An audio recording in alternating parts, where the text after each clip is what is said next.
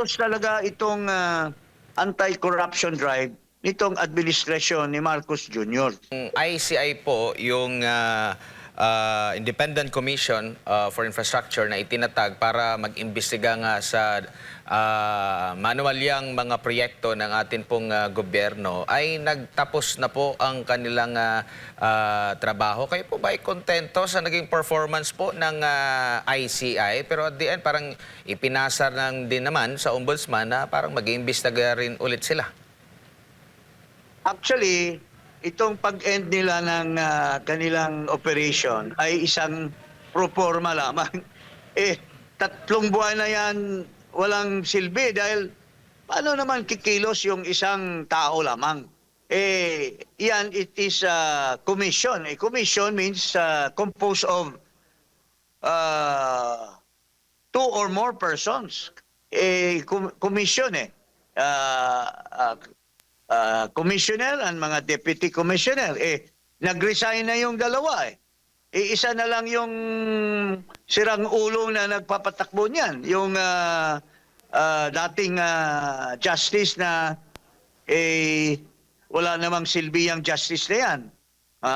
Wala namang nangyayari dyan sa ICI. In fact, ako at saka si Attorney Luna, I think, magkasabay kami na sinampahan namin ng kaso sa Supreme Court being unconstitutional at walang silbi ang ICI na yan.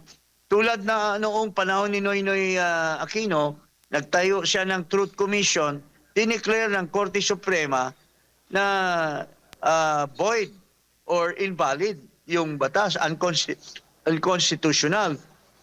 Ito naman, sinampahan din namin kasi alam na namin na ang mangyayari ay waste of money, waste of resources, and walang silbi because it's a misnomer. Sasabihin mo independent, hindi naman independent. Ang may say, ang may final say, yun ding mga tiwali. Yung kanilang grupo na mga congressman at mga senador na malapit dito sa hinihinala na mastermind nitong corruption. As Saldico at saka si Gutesa at saka 18 Marines, tinuturo nila si Marcos na siya ang may pasimuno ng corruption. Sasabihin niya, mahiya kayo, pero siya pala ang dapat mahiya. Kaya yung ICI na yan, from the beginning, from its commencement, ay wala talagang silbihan. It was just done for show. Pakitang tao lang, pero wala din naman ang mangyayari. As you said, napupunta lang din sa ombudsman, pero wala din namang galaw ang ombudsman as of now. Opo.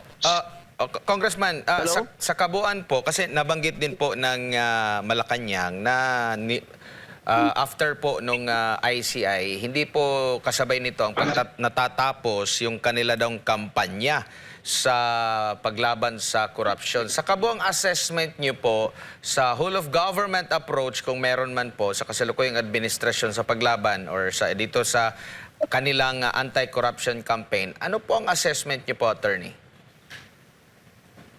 Well, it boils down sa pangluloko lamang.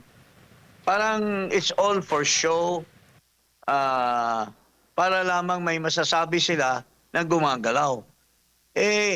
Siya mismo, dapat magsabi na siya ng totoo na talagang nag-insert siya ng 100 billion at kumita siya ng 25 billion at yan ay sinasabi ni Saldico. Makakapaniwalang paniwala tayo kay Saldico kasi kasabwat siya nila. Siya ang kumakamada ng mga insertion. And dapat ito ay naimbestigahan na sana kung gaano katotoo, serious. At saka yung mga ini-expose din na mayroong 8 billion na pinag-usapan nila ni Adrian Bersamin at ni Marcos na ini-expose nila Congressman Erice at si Congressman Tinio. Dapat walang kibo si Marcos dyan.